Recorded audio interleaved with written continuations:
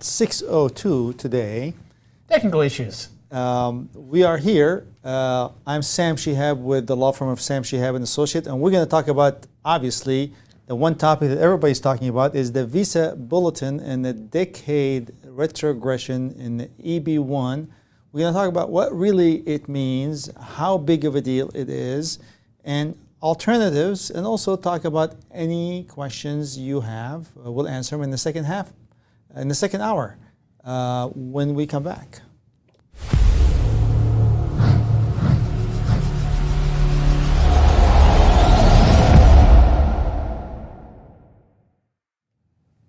Now, Sam, we've forgotten something very important.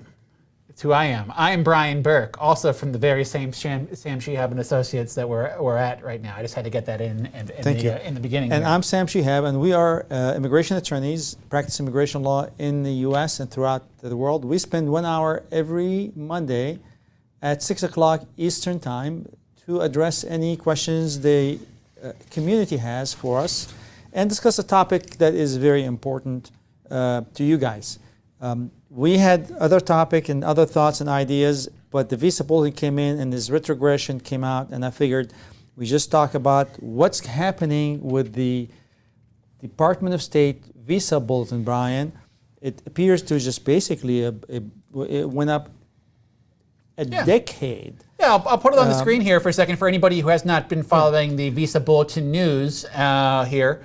Realistically, we have a comparison here of where the Visa Bulletin was and where the Visa Bulletin is, or going to be, is in July right now and where it will be next month. So there it is. The rest of the world for EB-1 final action dates was current, and now for August, the rest of the world has a final action date of August 1st, 2023, which means most of the employment-based categories now have, in terms of a final action date, rest of the world, the only exception to that being EB-5 right now.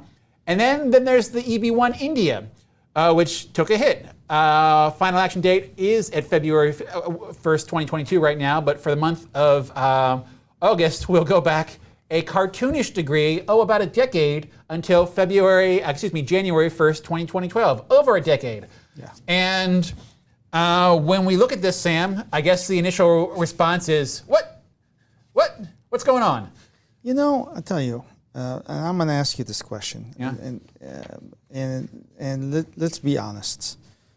It's unavailable. It could be retrogressed 3 days. It could be regressed.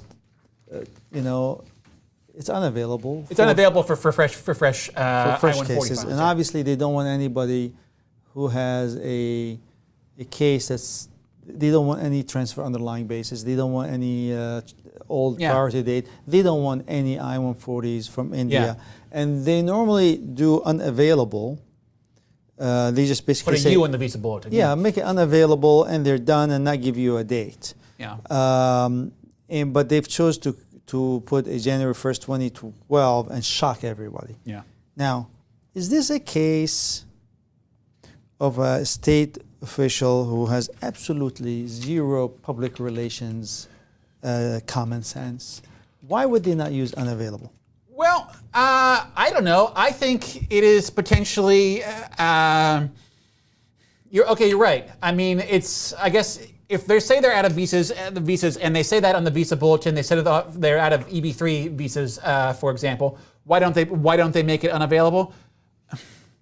I don't know. I kind of like it in that there's certain benefits that come from visa availability, like the ability of people to still file green card cases at the discretion of USCIS, of course, as to whether or not they're going to accept the final action dates or the dates for filing for a given month. Well, they can make the dates for filing available, but June they have it right now, June 1st, 2022. Yeah. For dates for filing for EB-1, but the January 1st, 2012, that should be unavailable. Yeah, okay. I mean, fundamentally, I will agree with you. It's bad and misleading information. And then you have, obviously, if we have a June 2009, why would we not have a June 2012? Yeah. But in any event, that's kind of a comment I have. It really is just the 10 years shift is shocking to people. I don't care what it is. Well, let's talk about the theory behind that, and a one that I kind of tend to subscribe to is the following. It's, who was the last EB-1 India that they approved, right?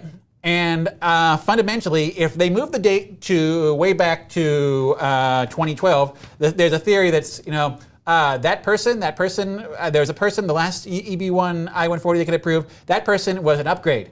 They had a priority date back in 2012, and they upgraded to EB-1, and they said, well, we got a visa out for this person. This person had the oldest priority date around, a 2012 priority date, and thereby, I guess anybody else beyond that guy, they must not be eligible. And that includes a decade's worth of people. That's one sort of theory behind how it might work. Well, that is how it works. Yeah. That is how it works. Well, yeah. But okay, that's how it works, but it's incredibly confusing. If you go back, if you grab back a decade on the Visa Bulletin, it kind of implies that... misleading, confusing, because now you have the gap between the filing date and the final action date to be 10 years. Yeah. And that gap is designed to be 8-9 months. Yeah, so let's talk about that. So basically, when it comes to dates for filing, which USCIS, I just double checked, they are not accepting dates for filing for the month of August. But the dates for filing for India EB-2 is 1st of June 2022. So that's, hop, skip, and a jump. The rest of the world is still current for dates for filing. And the bottom line is, we say this information is bad, and the dates for filing indicating that, suggesting that we're going to be coming back to the dates we were at pretty soon, because dates for filing are a projection. And what does the end of the Visa Bulletin, say on this, Sam? We have it in our notes here. It is, well, it's kind of strongly implied here that we will be back to where we were when the new year begins and new visas are available. But do you think that's going to happen? Well, is this the point then, Sam, where we look at the numbers and try to account for them? Yeah, let's look at some just to kind of refresh everybody's mind, Brian. So do we want to let's start with the backlog per USCIS? I think? You get the mouse? I got the mouse. You start with, I get to go wherever. I'm steering this thing wherever I want. Yeah, take it whatever you want. So there it is. Some of you guys might remember me bringing this chart up previously, but this is the USCIS I-140, I-140, I-360, I-526 approved employment-based petitions waiting visa availability. Their backlog, right? And here, this column here is the EB-1 category, and here is the backlog of EB-1 for India as of, this is for, I believe it's going Q3, as of March 2023, 7,005 India. 7,000 cases, I-140 approved, and in the pipeline, right? Yeah, waiting for a priority date. And this is only as of March, and I'm pretty sure I've seen some EB-1 approvals myself for Indians since then. And meaning that number is probably, for what was left at the end of the fiscal year, it's probably a little bit lower than that. Because they got some new cases shortly, but they have managed to approve some more. Maybe it's about that. No way to know for sure, but I guess it's worth noting they kept on processing cases during this fiscal year beyond March, obviously. Yeah. So that's the best number we have, the most recent number we have in terms of I-140s that are waiting the backlog in the EB-1 category. So maybe we can go to the other chart then, showing what the visa availability. Visa availability. If you're able to. Oh yeah, I'm able to do that. Just got to do some sort of kung fu here regarding the sheet we want. So we want the visa availability. That's the wrong thing. That's the wrong thing. I went Excel. And with the 7,000, just to kind of as you work with the 7,000 cases available, I don't see. It's being a. Yeah, no problem. Let's try this one more time. Sure. I'll get there. With the 7,000 green cards available, the point I'd like to highlight is that really the impacted people is not massive. It's a few thousand people, and they put them on hold. The government said that they are going to make those visas available they think the visa is going to move forward in a positive way. That's why the gap between filing date and final action date is so large that 10 years that they think that that's going to catch up as of October 1st. So they're very positive in that regard. Yeah, and speaking of, I managed to get those visa availability numbers for fiscal year. So let's kind of give everybody an overview of that. Do you want to do it, Brian, or you want? No, I will allow you. This chart is your baby. Now this reflects the current fiscal year, which is coming to a close, and I would point out that the new fiscal year is going to have probably lesser visa availability, though we don't know yet. But yeah. Well, we're probably going to have zero spillover to the best of my knowledge. Yeah. But we don't know. Yeah. So right now we had a 57,000, and you can point to that. Yeah. So I have it right here. Right here. So 57,000. You keep on talking, Sam. I'll do my best to point it out. So there it is. 57,000 spillover for a total visa availability this year of 197,000. Right. Yeah. So the total green cards available that came in between the 140,000 from the every year employment base and the 57,000, which is the number of green card that were not processed in the family-based in the prior year, they come in the employment-based benefit, and we have a great 197,000 green cards. And they are divided in a 28.6% on EB-1, EB-2, and EB-3. Now, EB-3 is further set aside as 10,000 EB-3 other workers, and then the rest goes to regular EB-3 that we deal with, which is professionals.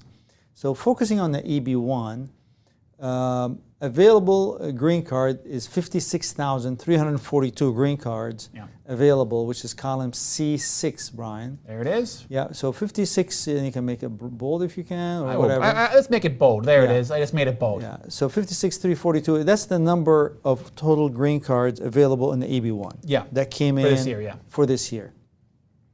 The allocation for India is 7% of that, which is 3,944 green cards, and as well to China. Now, if you guys remember from the other chart, there were 7,000 green cards that were waiting, okay, and that does not count, by the way, family members. This is true. So that's only I-140 petitions waiting. Yeah, so 7,000 times, we always use a factor of 2.5, and you can debate, you can use a 2, you can use a 3. Average family being, a husband, a wife, and, half a kid on average, Exactly. Every other family have a kid, these are young people. Yeah. So 7 times 2.5 is 14, 17,500 adjustments. And competing over 3,944 available adjustments. And clearly you can see the mismatch for this year, massive. So to come through halfway through the year and say, we're not issuing anymore, it makes a lot of sense. And a lot of these 7,000, a lot of them obviously came from people who are EB2s potentially that are able to, after many years of experience, qualify for EB-1. Yeah, I have to say though, it's not just the 3,944 that are available on a per country basis. There is the overflow. That includes the overflow, Brian. So so you have. No. I'm sorry. I'm using the wrong term. Not the overflow, but the unused visas from other rest of the world. Because, for example, for much of the year, as our chart here showing, was the final action date for the rest of the world was current. Yes. And meaning that if they were current, meaning they had extra visas from the rest of the world, and those are going over to India, EB-1. If you recall, they move them every quarter. Yeah. Okay, they move them every quarter. And right now what do we have? We have rest of the world retrogressed. Yeah. So run out. Yeah. Yeah. Okay. Yeah. So now there's no none left for anybody. Right. Is the bottom line. Yeah. I doubt that any of the rest of the world cross over to India this year, because I doubt. We don't have the numbers. We don't have the data. Yeah. We don't. We'll know when the Department of State issues when you report. run out of the rest of the world halfway through the year, how can you move it? Well, okay, so that's How could you have moved it? Well, because what you do is you move every quarter. You look at how much of the rest of the world was consumed, how much India was consumed, and if the rest of the world, if I am running the program, if the rest of the world, consumed consumed 25% Yeah. or more, I would not move any, right? Because you cannot move any and then deprive the rest of the world by the end of the year, because you have an obligation to allocate the green cards Yeah, correctly. but you have an obligation to allocate the green cards. So let's say. So you have to allocate them every quarter. Yeah, but in the end of quarter one, well, maybe the demand was low from the rest of the world in quarter. That's why one. it's not known. But if they ran out halfway through the year, Yeah. if the rest of the world ran out halfway through the year, Yeah. well, not half, 3/4 of the year, That's about what it has. Yeah. right? Yeah. So it would seem to me that you have crossed at 25% per quarter. Yeah. I mean, I don't think it's supposed to work the way it has, because if the rest of the world, I don't think the rest of the world, there's no backlog for the rest of the world per the chart. So let's go into that chart, Brian, the spreadsheet. Yeah. Okay, so we have here, okay, 56,000. Oops, I got 56,000. Okay, Yep. so I was just going to throw a number here. I'm going to say this number divided by 4. So 14,000. Yep.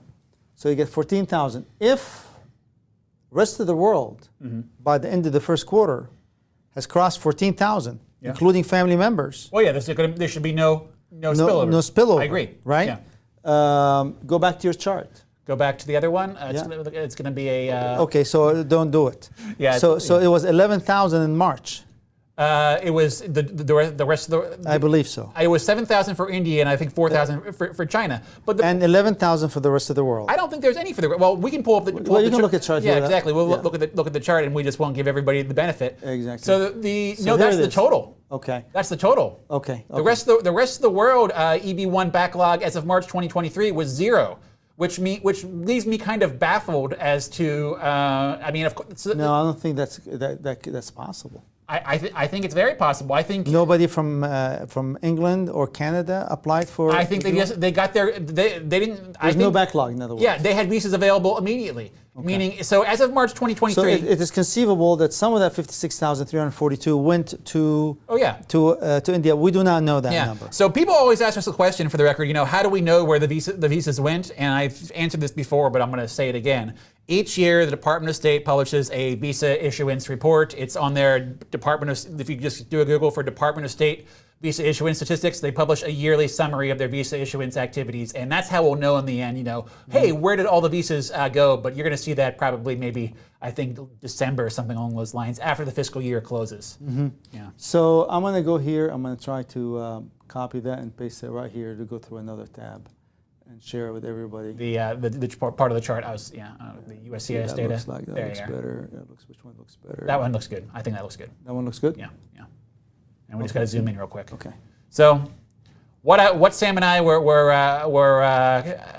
crowing at each other over is this right here. As of March, EB-1, rest of the world says 0. And if, by my logic, if rest of the world says no people waiting in the backlog, So there have been some cross flow. there has to have been. Now this is oh dear, that did some interesting shifting. Control Z. That's a good point. Well, there you go. It works. It zoomed out a little bit for us. So the point is there had to have been some. I mean, I don't know what this is, a snapshot of just a particular time on a particular day, but on that particular time at that particular day there was no rest of the world demand for EB-1 that was Which means oversubscribed. all green cards have been allocated. Yeah. And then there's extras that they have moved on and they have given them to India and perhaps China. Yeah. Which is good, but obviously, as of March, 11,350 Total, yeah, between India and China. Yeah. times 2.5. Yep. Okay. Equals 29,000. 28,000. Okay. Yeah. And that's March, right? Yeah. Now, fast forward 3 months, ran out. Yeah. And we run out of visas. So we're back here again to the green card allocation chart. What we have experienced right now, that in July of August, as of August 1st, 2023, 56,342 All used up. green card has been allocated, and available green card now for the rest of the world, which is 48,454, are gone. The original 3,944 for India are gone, and the 33,944. So taking a step back then, Do you think that, even though obviously it is going retrogress, do you think the rest of the world should be retrogressed? I mean, the fact that it doesn't seem like there's a huge demand from the rest of the world. Well, it's gone. There's no green card to hang out. Yeah, but shouldn't I mean? It has retrogressed August 1st, 2023. It has, but it shouldn't have. I mean, I don't think that. Okay, I don't know where the demand is from the rest of the world. But I don't think the demand from the rest of the world is high enough to have used up all the green cards for. But they have. You raise an excellent point. You're telling me that did the Department of State F up? Did they make a mistake? Did they make a mistake by allocating too many green cards to other countries? Meaning that somebody in September of 2023, who is the rest of the world, if he has an I-140 or she has an I-140 approved, they file it in August 2nd. Yeah. Were they deprived of a visa availability because they've allocated too many? Yeah. So the answer to that is no, because. Okay. It is no, because the responsibility of the State Department to allocate visas on a quarterly basis. Yep. So every time they go through, and we can go back to this chart, The Excel Brian. here. Let me grab the. I don't have a button for it, but there we are. Yeah. Okay. So if you remember that 14,000 number that I have put in here, I want to make it.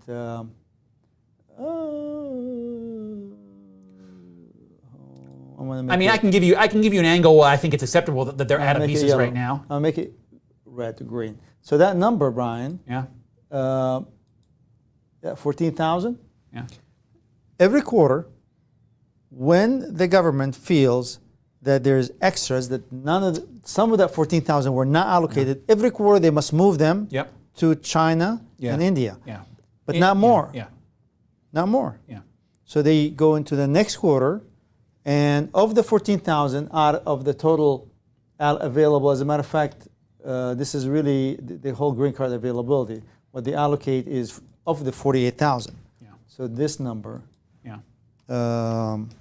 which is 12,000 Yeah. for the rest of the world, then they move that 12,000 to China and India. Yeah. And they have to do that every quarter. Yep. Right? Yep. If they've done that, they would not have run out.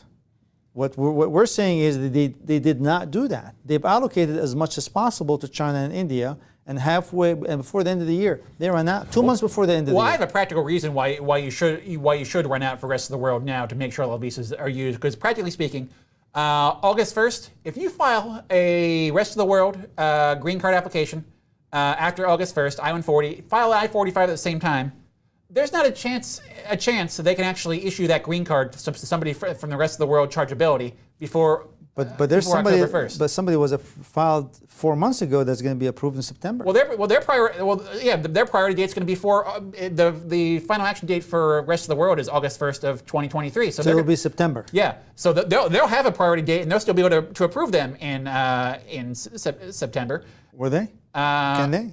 Well, if are they really out of visas, or are they just have enough to take no more rest of the world cases? So there could be a very intelligent logic in not keeping the rest of the world current, because we can't take those cases right now and give them green cards this fiscal year. Not only that, if you wait until the last month, you're going to lose green cards. Yeah. I mean, it's that's the same reason. That's what I'm pointing at. Basically, you can't keep those people who are in the last. You cannot hold it. Exactly. You're not going to be able to issue those green cards if you're holding for those. 100% compliance with the congressional mandate is impossible. Yeah. 100% compliance with the There will congressional always be something falling through the cracks. Because if exactly, you're going to make a mistake at the end of the day on the left side or on the right side by not allocating visas or allocating too many visas to the wrong people. Yeah. You're going to have to do one of those two errors. Between the two, I think you err on the side of allocating visas too early and to the wrong people, which is fine.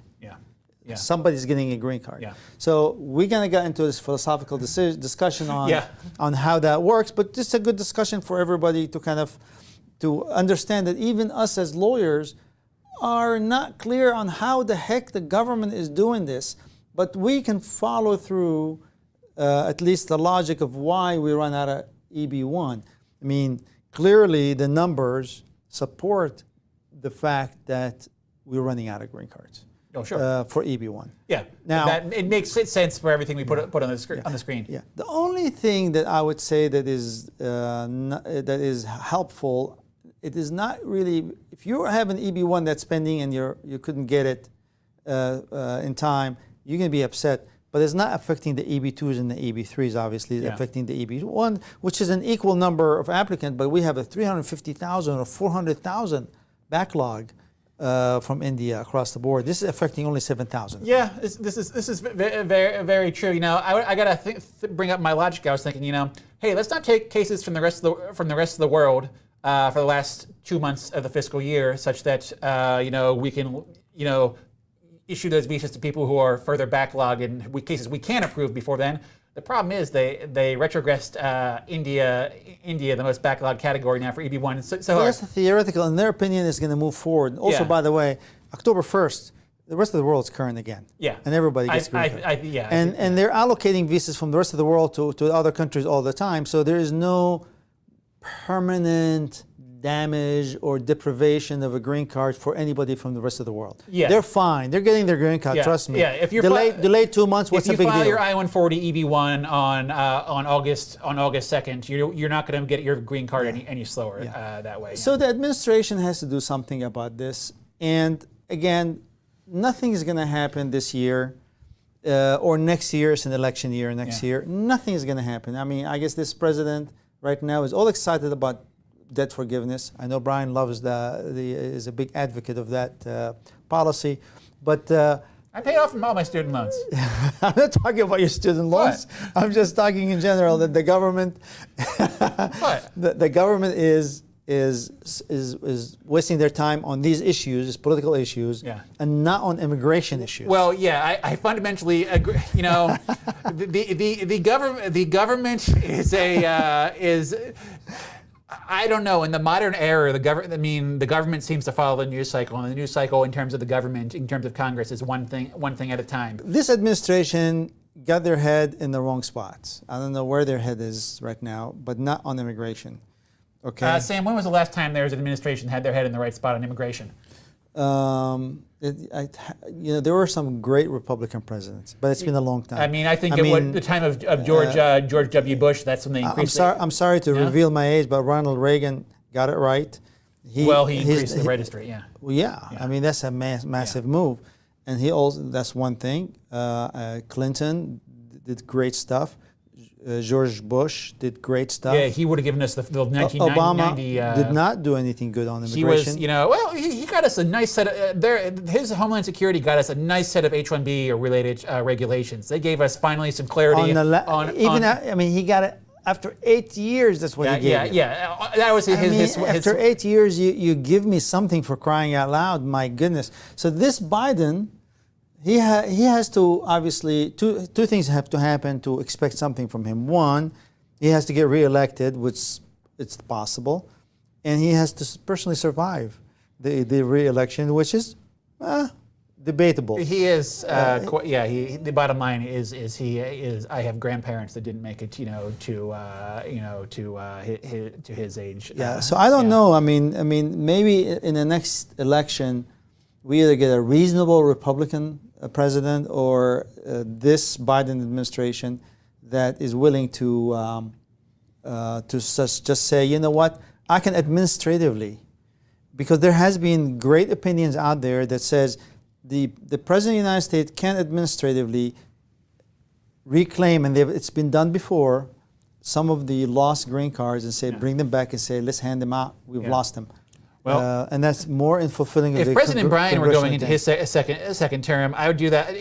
I think the American political culture has a very short memory. I think you do something like that early on. Once you realize, I have another 4 years under my belt, you do something, even if you're worried it's not going to be popular, which I don't understand why, increasing availability of legal employment and immigration wouldn't be. But you do that soon, and it's not a problem for the next administration. And you just leave it at that. I mean, he wants to be close to India. He has to do things the right way, and there will be opportunities, but it's not going to happen this year, folks, and it's not going to happen next year. 6:31, Brian. We need to take questions. Yeah. Those people have some questions of us, and this is that part of the presentation where we take questions. Yeah, so Unless you want to close it with a comment. No, it's just we got really down deep in the numbers, and let us know if you like that or hated that. Sam and I we spent a lot of time just really deep in the numbers of visa availability and theorizing, where they're at. Yep. We'll be back in a minute, and we're gonna do all those good questions.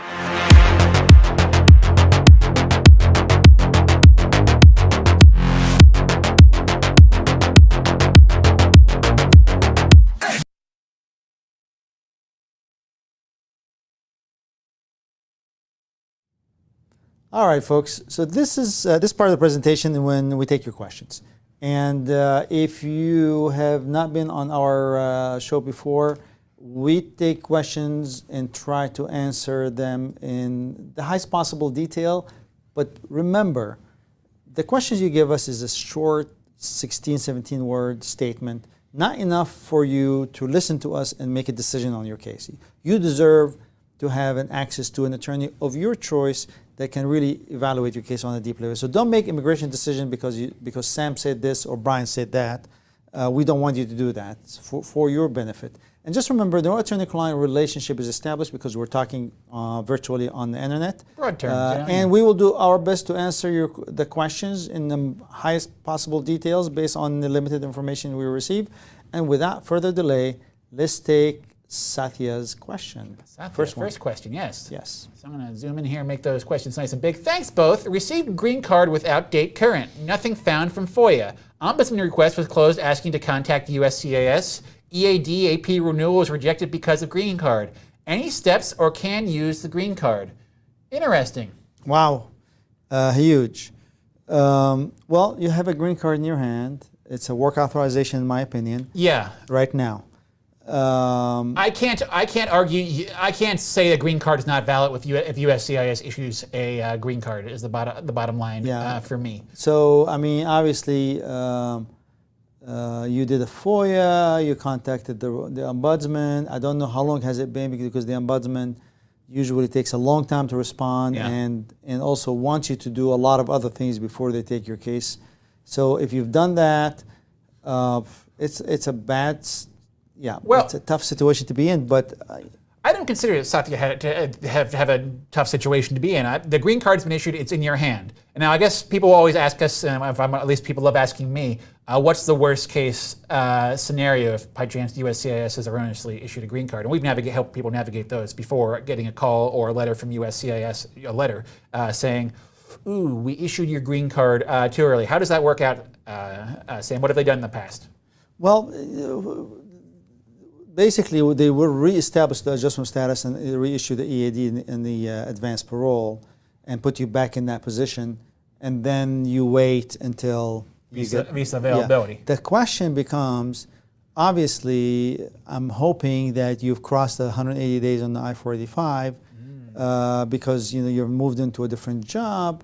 Maybe you've changed a career. Maybe now you decided 6 months later that you love baking and you open a baking shop. Now you're in IT, now you're opening, if you had a green card, there's no problem. So you're speaking, if somebody in theory got an IT-centric green card and, I waited out, they approved my green card, and then you essentially took advantage of the ultimate portability, having a green card that allows you to work for whomever you want. If you've left behind the industry, the profession, if they put your green card back into processing, they could say, well, your green card was based upon an employment based in the IT field, and you go back to your employer or another employer or same and similar occupation. Yeah, that's a potential problematic scenario for sure. I guess. Well, bottom line though, if somebody's out there worrying with their green card's going to be Control-Z'd undone by USCIS, it can happen, but it is a thing that you negotiate out with them, and you basically talk to an officer and or communicate with an officer and say, you're going to put my I-485 case back in process, you're going to hand me an EAD, and you're going to hand me an advanced parole, and then I'm going to hand you back this green card. Because also you can refuse to hand back the green card and request a hearing. Yeah. You get 30 days. I mean, if that happens, obviously, make sure 100% that you file AR-11 whenever you change your address. and keep record of it. Because if you receive notice and you didn't actually receive it unaware, you have 30-day window to contest that, and then you lose the green card. So you have to be able to contact them right away and just say, hey, I need to negotiate. And usually they'll work things out with you. But you need to be notified. You need to know what's going on. So AR-11 is critical for you. And then you can contest it. I mean, I don't recommend contesting it, but you can contest it. And then it has to go to a judge. I think you can have a very expensive hearing saying, well, prove to me the visa's not available, and they'll point to the visa bulletin or something. But it buys you time. Yeah. It can buy you years of time because you have the green card in your hand all along. Yeah. And you have time to negotiate. Because once you do that, they're going to say, oh, God, we got to now schedule it to a judge and a hearing and a court, and we have to prove that there's no visa available. Just think about it. I want to be a fly on the wall during that. I don't want to be fly on the wall. I want to be the attorney on it because I want to have fun. I'll let you be the attorney. I'll be a fly on the wall. I'll be having the fun with my little fly popcorn. Yeah, I want them to statistically prove to a judge because I want to see that. Beyond the deportation, well, it's similar to deportation, not a deportation hearing. It's similar to it. You can take it to court and you can just say, hey, the government hasn't proved that there's no visa number available. Yeah. They can't prove it. But that's not what I recommend you should do. You should work with them, but there has to be a limit to this insanity. Yeah. All right, so hopefully we've given you some highlight, but I would recommend that you hire a lawyer of your choice. And I'm assuming you're working with a lawyer, but I don't know based on your question. Yeah. Because an attorney will document your effort. By documenting your effort, it gives you the opportunity to counter later on should they come back. Yeah, I mean, no guarantees, of course, but like working as an attorney, sometimes you get unexpected responses from unexpected people in the government when you start pushing an issue far enough. Yes. Yeah. All right. So M1234. Hello, Sam and Brian. What are your thoughts on rest of the world EB-2 for next fiscal year? It has progressed 2 months in August Visa Bulletin. Can we say safe? Are we safe from retrogression? M1234, we're going to look at the Visa Bulletin for you. So we have the August ones in front of us. So I'm going to put the July one, which we had hung up for a bit on the. So there it is, India. Final action date for EB-2, 1st of January. Well, no, rest of the world, he's saying. Oh, he's talking about rest of the world? Rest of the world, EB-2, 15th of February 2022 is where it was in July. And I'm pretty sure it's at this, I thought it was at the same place. Fun fact, I don't remember the entire Visa Bulletin. Was he talking about dates for filing or final action? I'm assuming final action. Well, August, it went back to 1st of April 2022 for final action, and it was on 15th of February 2022. So that's moving forward. That's what he's saying. That's what he's saying, yeah. So he's saying it moves forward. Are we safe from retrogression? My interpretation of that is it will be a total insanity for them to retrogress after they move it forward, but you never know. Are we safe? You're safer, but are you safe from retrogression? So you're safe for the month of August. Ask me around the 9th or so of August, and I'll give you my predictions for the rest of the fiscal year. All right, Brian. But yes, I mean your interpretation is very straightforward and logical. I would use the same logic, but as we all know, logic goes nowhere when you talk Visa Bulletin. Yeah. So based on the common sense, yes, I agree with M123's interpretation. Yeah. All right, next one. From AK Siristeva. Hi, Sam and Brian, a couple questions. Working on H-1B, have I-45 EAD. Can I rent out my condo? Is it legal and any impact on I-45 processing when date becomes current? Devil's in the details. Well, how about this? You have an I-45 EAD, and that I-45 EAD, if you accept that you have abandoned your H-1B status, you can do whatever you want. You can, be the janitor, you can be the president, you can be the CEO, and you can be a landlord. Because that EAD has no limits. All you have to have is an offer of permanent employment in the United States in the proper field when you're ready to get a green card. But maintaining H-1B while doing that would make me ask questions. Basically, are you doing work in the U.S. job market to do that rental? And I would say that the practical answer is unless you have hired an outside service to manage that rental in its entirety, odds are that you are. What's your thoughts? Well, my thoughts to Sri Vastava, aka Sri Vastava. Okay, my thoughts is no impact on 485 processing when date becomes current. No impact. That's the question. Sure. So to answer the question directly, the answer is no impact. Now, Brian has taken it. The next question is, would I be maintaining my H-1B if I did this? And the answer to that, what Brian has given you, is it depends. And I refer to Brian's very detailed and eloquent response. Yeah, so... But is there an impact on the 485 processing? No, there's no impact. Well, as long as during this entire time, as long as you have you're maintaining your I-45 EAD, you can do whatever you want. The question is whether you're maintaining your H-1B status. Yeah. So so there's a lot more details there that can impact, but in the current scenario, assuming your 485 remains current, right? Yeah. So no impact. Yeah. Good. All right. So Srivastava has a question number 2. My friend's wife has an I-140's approval. Okay. But later they came to know that the spouse name was not included when filed I-140. Would it create a problem in the future when applying for I-485? Not likely to create a problem.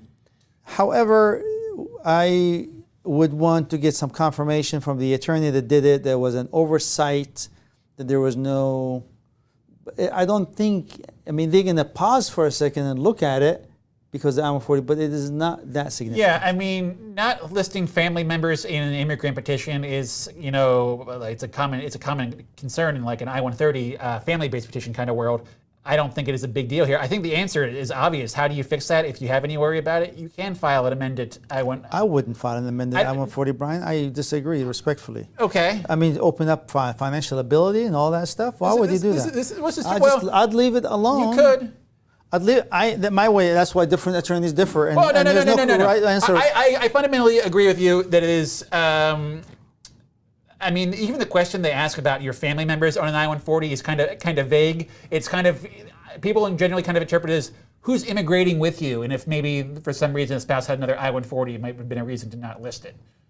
Or the attorney screwed up, or I forgot, or we did a mistake. We're sorry. Big deal. Shoot me. It's not the end of the world. It's not a problem as long as there's no fraud involved. That's it. You're good. And this is probably the most common error in I-130 and I-140 filing. Yeah. The single most common error. Yeah. That's not material. That's it for me. And the bottom line is, as long as you are married before you get a green card, your spouses are always able to come. And if you're filing an I-40, if you guys are filing I-45s in the same envelope, how would they find that? How would they accuse you of fraud? And let's assume this. And I know that that's not the case with our friend AK. But let's assume the marriage was stressed and there was discussion of not being together. So when the I-140 was filed, you didn't mention the other person's name, and then things worked itself out. No problem. Yeah. No big deal. Yeah. Yep. All right. Next one. Well, see now, AK Srivastava, how can now one way to do it, again, whether or not you really need to is a question up in the air, but you could in theory file an amended I-140. However, Sam is right. He is right. He's shaking his head because he knows because he doesn't like my answer. Because you open up all sorts of questions on the I-140 just because your I-140 is approved in the past. There's absolutely no consequence. Should I is the question, not how should I. Of course that's not the question you asked. But should I amend the I-140? I don't think it's necessary. Yeah. I don't think it's necessary. Yeah, the bottom line is your spouse is entitled to. If your spouse was your spouse, they're entitled to immigrate with you. It's all. Regardless. Your spouse is certainly all over your other records as well. Yeah. I'd very little worry in the fraud idea for me. No. Yeah. So, question from that last great question from AK Srivastava. Any idea when priority date June 2014 will become current for EB-2 India? This is always a question of, where we are. We're EB-2 India for August at 1st of January 2011. And where are the dates for filing? Because I don't know, Sam. They're kind of making me believe in the dates for filing lately. They are the dates of filing are a prediction for where we're going to be. And, they say right now dates for filing are 1st of May 2012 for EB-2 India, which doesn't really put June of 2014 very close. It So puts it about 2 years off. interpretation, we believe that come October 1st, 2023, the government believes that the beginning date will be on or around May of 2012. Yeah, I think they start saying, hey, the next fiscal year, expect May 1st of May 2012 to become current. Yeah. So that's what we think. Now, as for your prediction, when that's going to happen, my goodness, that might take a while. Yeah. Unfortunately. Yeah. Not in 2024. Yeah. In my opinion. Yeah, I would agree with you. But beyond that, nobody knows. Yeah. Even next year, nobody knows. But that's the way I read it. Yeah. I think that's a fair answer. Yeah. So a quick hello. Hello, Sodi. Yeah. Yeah. I'm happy with that one. That one's easy for me to respond to. Hi. Yeah. All right. Ooh, a great one. Is it illegal for an H-1B holder to invest in cannabis stocks? If so, what should I do as I've already invested in cannabis stocks in 2021? I'm still holding the stocks. Thank you. Well, whoa. I honestly, I wonder when you say stocks, is it publicly traded? I wonder. Talk to San, is a cannabis stock publicly traded, or is it like a private company that you bought stocks in it? Because that makes a big difference. Yeah, but I'm just trying to think like how those the I mean, so if you purchase a stock only, there is no clear answer. I want to tell you right now. Yeah. There's no clear answer, so don't expect one from us because that's a good way to start this. Yeah. It's a complex and interesting question for sure. So let's talk about the good part of this and the bad part of this. So let's be positive. Let's talk about the good stuff. The good stuff. If you're purchasing a stock, I don't know if it's publicly traded, but if it's publicly traded, you have a huge defensible position because you're completely uninvolved. Yeah. You're completely uninvolved. You're 100% passive. And passive investment is going to be hard to say that you really are involved in anything. Now, with regards to a company that is not publicly traded, I think your involvement, it's not as positive, just a little bit more problematic in my opinion. But a stock only remains a stock only purchase, and that's not active investment. Now, on the negative side, holy cow, cannabis is not legal in under federal law. So do we make our public service announcement now? If you are cannabis it's not legal federally. Some states have it legalized. It's all patchwork across the country. We pat ourselves on the head. Have caught these things in the past. People attempting to join an H-1B on an H-1B cannabis-related company, and our response has been avoid, run away, because just being involved even in an IT capacity, an accounting capacity. I think those are examples we had. They can ask legitimate questions, and it could potentially compromise your ability to obtain a permanent residence in the United States. Yeah. So I think that's the best I can do on this one, Brian. Yeah. I mean, that's the sort of thing where. Vote Democrat if you want any opportunity for this to be legalized in the next 4 years on a federal level, because there's a lot of sympathy there from the Democrats on it, but there isn't a whole lot from the other side. So that's a tough one. They should not be voting. Talk to San should not. You should not be voting in the U.S. It's illegal. It's a deportable offense. You're U.S. citizen friends. Yeah. Thank you, Brian. Thank you, Brian. There you go. You saved me on that one. Yeah. All right. Soiree. If your case is current for interview processing, is it possible for you to receive appointment letter for interview? So if your case is current for interview processing, I think if your case is not current for interview processing, is it possible to receive appointment letter for interview? Ask me where I'm going this week, Sam. I'm going to an interview for somebody without a current priority date this week out of town. So So the answer is unequivocally yes. Yes. From Vishal. Is there any reason why retrogression has happened to Indian citizens and not Chinese citizens? Because both countries have nearly the same number of candidates, nearly the same number of PhDs. So, However, not the same number of applicants. yeah. It's a question of how many people are applying for immigration in the U.S. Obviously, immigration to the U.S. For professional has been almost exclusively from India. China has not been coming to the U.S. at any rate near, Yeah, I mean, not any rate whatsoever yeah. near the U.S. I mean, due to the political relationship between the two just countries. language barriers. You know, most of the Indian professionals, you know, we encounter in our work speak, you know, English, you know, natively, and it's just, you know, practical ends up more practical. And also the economy in China has picked up extensively overseas in the last decade, and there is not a whole lot of. And then the government of China is not friendly to the U.S., and there's a lot of pressure in that regard. So there's a million reasons. I mean, it's all about the number of applicants, and China does not have it anymore. So, from Sania Angaraj. Hi, Sam and Brian. My priority date is 2014 on EB2. If I file GC on EB5, can I retain my EB2 priority date in EB5 category? So I'm going to read it loud. I'm going to read it loud so people can hear. Yes, I don't know how I read it there, but I think you should My priority date is 2014 in EB2. If I file a green card in EB5, can I retain my EB2 priority date of EB5 for the EB5 application? And the answer is yes. Yes, 100%.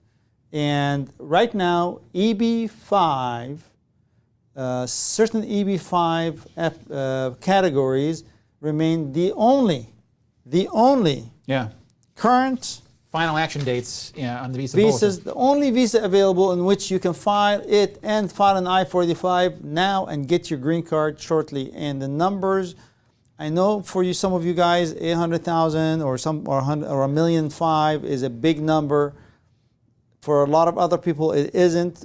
If that number is not anywhere near your ability, I sympathize and I understand. And you guys are young professionals and with family, so I understand it. Yeah. But for a lot of people that have that resource, don't waste your time. Jump on the EB-5 application. And there's a lot of good lawyers out there. We do it in our office too. The regional centers are real attractive. I mean, they're for people who want to, you know, or you can start your own job. business. In a rural area, high unemployment area, or in an infrastructure project. That's I want to be one of those infrastructure, you know, Yes. Regional center ones. But yeah. Let's go to the next one. The MS Paresh. Could we expect July 2022 to become current with October Visa Bulletin? Depends upon the category. And I will start with the EB2, and I would say it's probably more likely to be in the area of May. Wait, you're talking. I think this Oh, person July, has to be. expected July 22. Probably did. Oh, he's talking about the rest of the world. Must be. Well, I think this person might be talking about. So, India. Where were we at for July? I still have the July Visa Bulletin up. Brian, 2022. So yes. So July for India, February was it February 2022, and the dates for filing per the August Visa Bulletin are at. Sorry, Sam, I'm going to talk loud on this one. Yeah. Are at 1st of June 2022. So those dates for filing would indicate for me that maybe EB-1 India is going to get till June 2022 sometime in the near future. That's how I'm choosing to read the Visa Bulletin right now. Yeah, and you're also choosing to that this person is talking about EB-1. Yes, I mean, July 2022 for EB-2 or EB-3, those no. I mean, I'm sorry, but they're just so and also far back. and also if he's talking rest of the world, it's August right now, so that's not what he's referring to. So we're talking EB-1. Yeah, and I accept that. Yeah. Okay. Fair enough.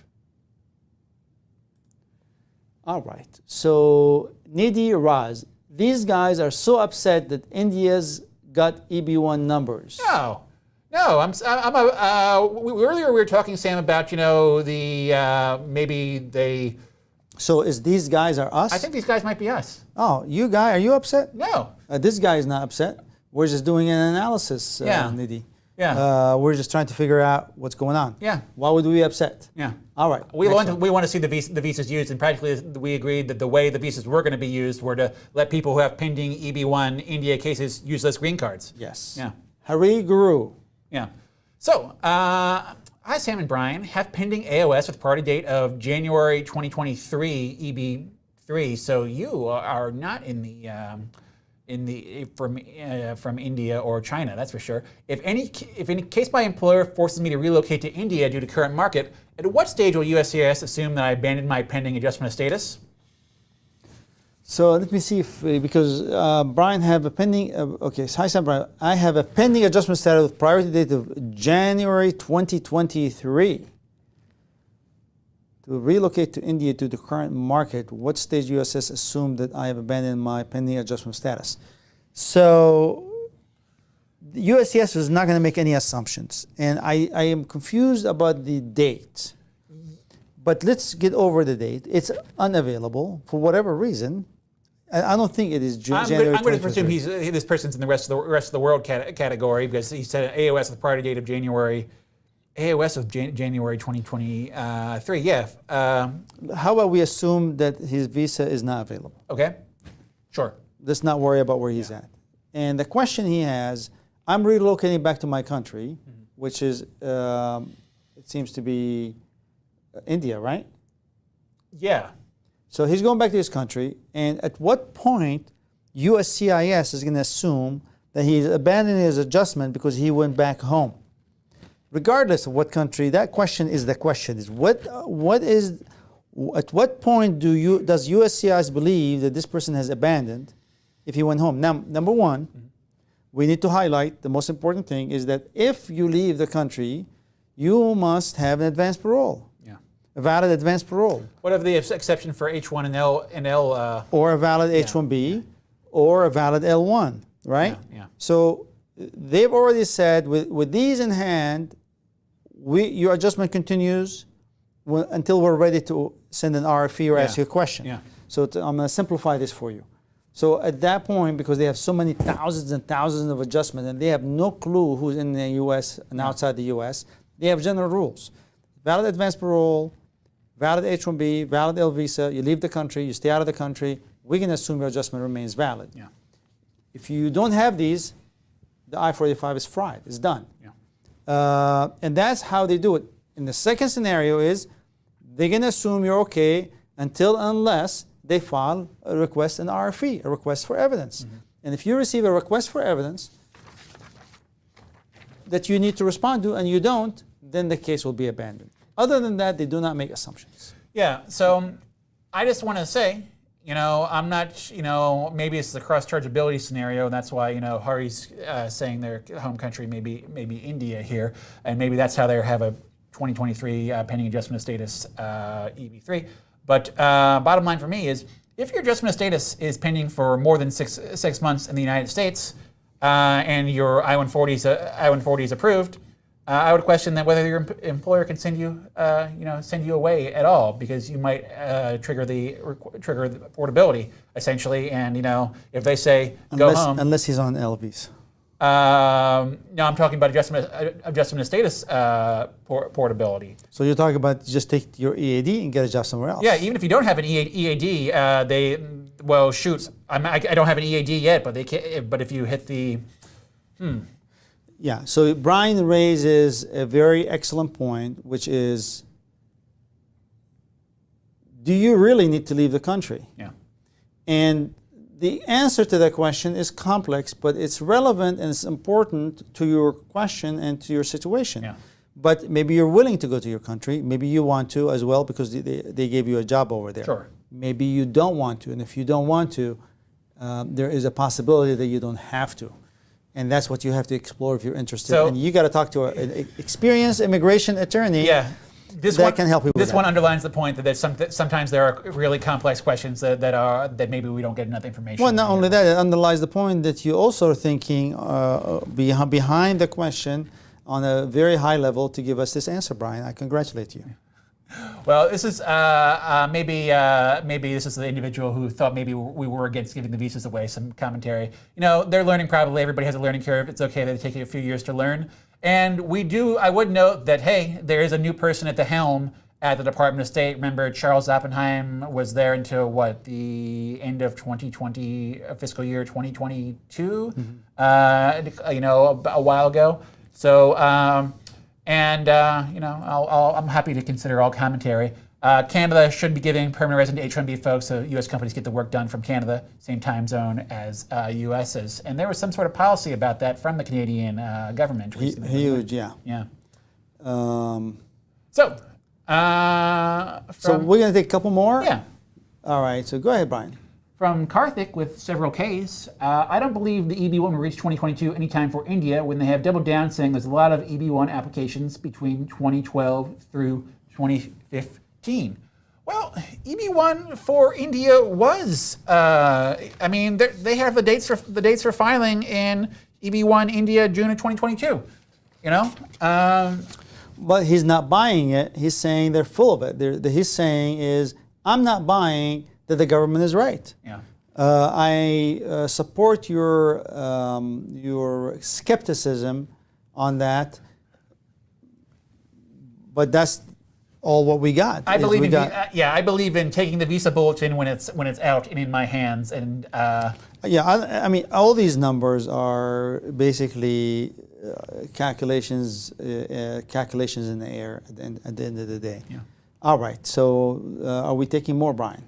Maybe we'll get through this one here, and we'll one or two more here, and we'll call it quits. All right. So Fons bonitatis. Fons bonitatis. I like the name. Can you say it? I'll try. Fons bonitatis. I like it. Yeah. Any thoughts on the possible final action date and filing date cutoff for EB-2 rest of the world this coming October 2023?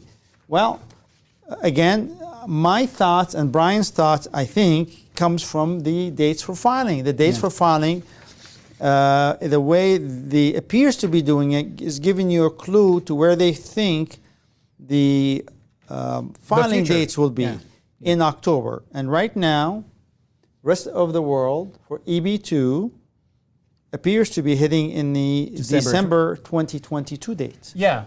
So I don't know if I necessarily agree with October. I think, last I heard on what the dates for filing represent are basically where we think it'll be in the next, 8 to 12 months. But as it gets closer to October, that date begins to represent October in their mind. It's that should be more accurate, I guess. It's very theoretical. Yeah. Take this last one and we'll call it quits. Yeah, Brian, go for it. So, a favorite question of mine lately, could we expect a second H-1B lottery for fiscal year 2024 to happen sometime this week? This week, it doesn't seem likely in my book. We've seen the second round in, August. Yeah, and we have a little bit of time until August. But we don't have, Sam, any more time right now. Or we have gone past the 7 o'clock hour. With that, we want to thank you guys for listening to us. Come back 6 o'clock next Monday Eastern Time to further discuss what's going on next week in immigration law, employment and immigration law. Until then, you guys have a fantastic rest of the